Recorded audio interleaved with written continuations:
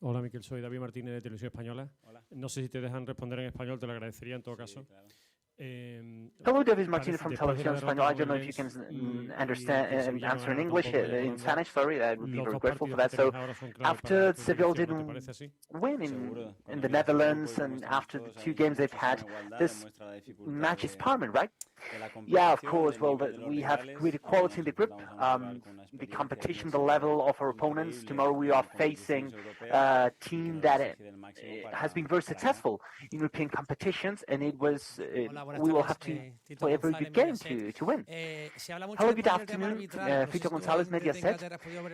We are speaking a lot about referees in Spain. I don't know if you have had a chance to watch the Real Madrid game. How do you see the referee level in Spain from England? Thank you. Well, we have enough with the Premier League to speak about referees here, so we have to speak about tomorrow's game. We are going to play in a very good environment, and we want to see how good Arsenal has played and how we've been able to beat such an important rival. Vimos Yeah, a un Mikel Sevilla here. muy diferente al que habíamos visto con Mendilibar We el saw a very pasado different sábado. Seville No sé qué to the one that esperan we've seen del with rival de mañana y Mendilibar sobre todo last también Saturday. en la I don't Premier know what hay you expect ambientes from muy tomorrow's opponent. espectaculares, muy And buenos, well, in the pero Premier League there mañana are también se espera una de esas amazing grandes noches aquí en Sevilla atmospheres, como but el año pasado. tomorrow No sé si we expect tuviste la one of oportunidad de ver ante these el big United y nights la here in Juve. Seville. También, I don't know if ¿qué you had esperas the del chance ambiente que to tenga watch the mañana en games Sánchez against Pizjuán? United and Juventus. So what do you expect from tomorrow's atmosphere? So with the experience that the club has and the clear identity they have, although this change of the coach, well, there are differences, there are similarities in what they are chasing, but tomorrow we have to chase a game that we want. We have to try to control it as we always do, and we need to try to be better than them. Hello, Samuel Silva for Relevo. But what are the differences between Diego Alonso's Seville with Mendilibar's? Well, I'm going to speak about Diego's because it was quite impressive. I liked a lot the game that you played against Real Madrid. There were very different moments during the game. But, well, anyway, they have a very clear identity as they did with Uruguay. We can see the way they want to play, the kind of team they want, and tomorrow it's very clear that they will follow that path. Here, Mikel Máximo Ramirez for Diario Catalunya. I wanted to ask you about the discussion on the goalkeeper. Regarding the goalkeeper, I mean, you've been playing in Stamford Bridge, and David Raya made a mistake, a not very frequent mistake in that league when Modric scored that goal. I would like to ask you if you're going to put Ramsted or if you leave Raya as the goalkeeper to give him more trust. So we'll see tomorrow with the initial team. Every player that is available has chances to play, and you can be sure that I won't just focus on just one action. Hello, Mikel. Good afternoon.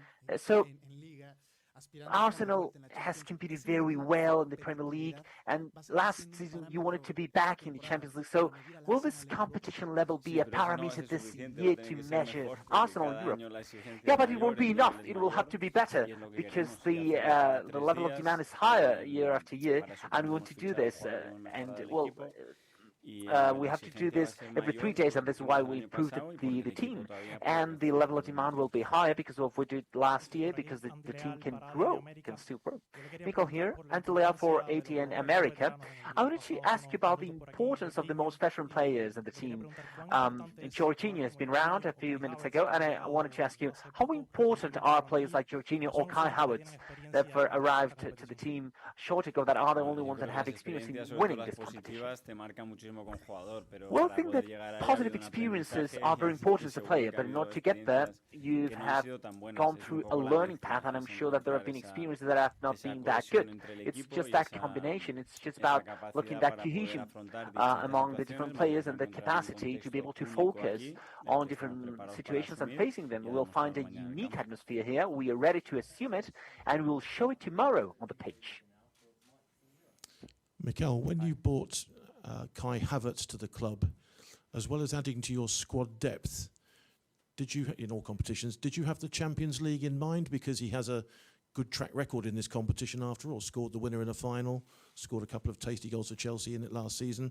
Is this his sort of stage? Is this where we might see the best of him? Well, that's certainly one of the reasons. Obviously, his quality and the number of things that he already done in his career at his age, and then to improve the starting 11 as well, because he's a player with tremendous quality that is going to help us to be better. Hi, Mikel. After Saturday's game, once again, there's a lot of talk about David Raya. Is it sort of unrealistic every time a goalkeeper drops a cross or makes a mistake that someone expects you to change the goalkeeper all the time? Well, I don't know. It's depending where is that coming from. Someone from football, when errors are part of football and mistakes happen from defenders, for strikers, and for goalkeepers, for sure. For sure not. On that, Mikel, we sort of see goalkeepers sometimes as superhuman with a lot of confidence all the time.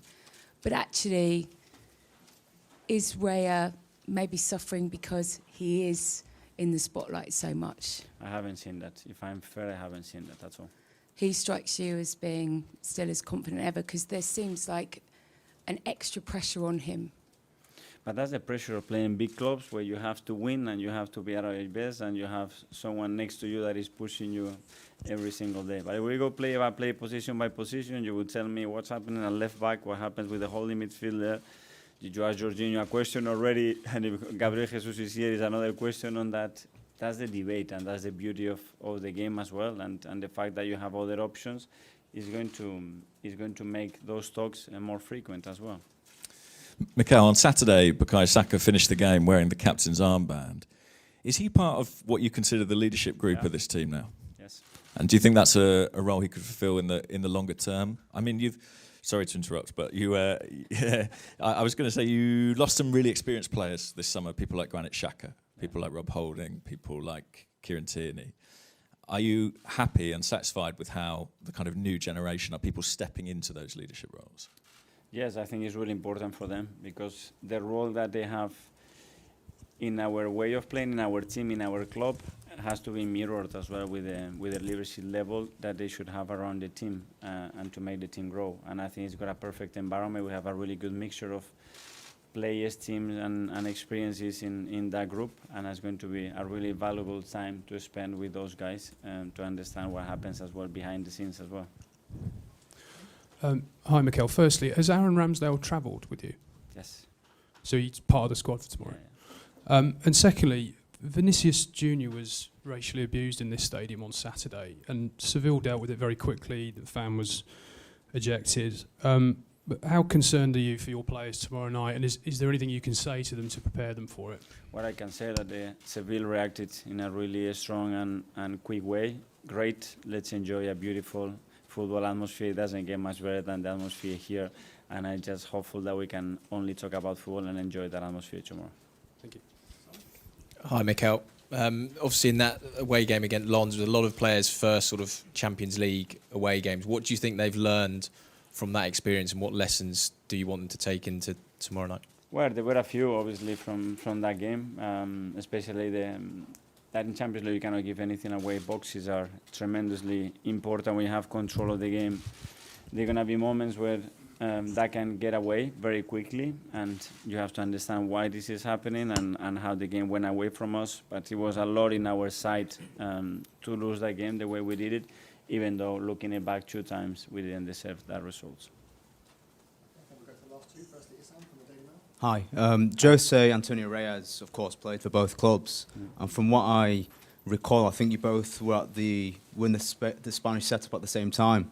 What do you remember about him, and what kind of memories could this match obviously evoke for the family and the club? Great memories. He was my roommate.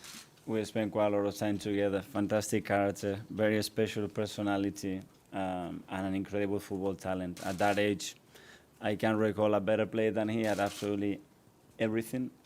And he played for both clubs. He's part of our history in a big way, because he was part of the Invincibles as well. And yeah, hopefully he's up there. I'm feeling proud for both clubs, and tomorrow it will be a very special night for him. Mikel, just following on from Simon's question about Lens, when you look at your away form in Europe over the last few years, it's kind of necessary, hasn't matched or mirrored the league form. Do you have any reason perhaps why maybe some of the away results haven't been as good? And Jorginho himself talked about the kind of controlling the emotions away, controlling the crowd. Yeah, and as well because the opponents are really good, and to win away from home is always difficult. To win away from home in Europe, you see a shift in all the top teams that they are not the same results. So margins become critical, and as Georgie said, the mindset, the emotional state of the team in certain moments to go through difficult ones, it's absolutely key. Okay, Rob, thanks everyone. Yeah, thank you. Gracias.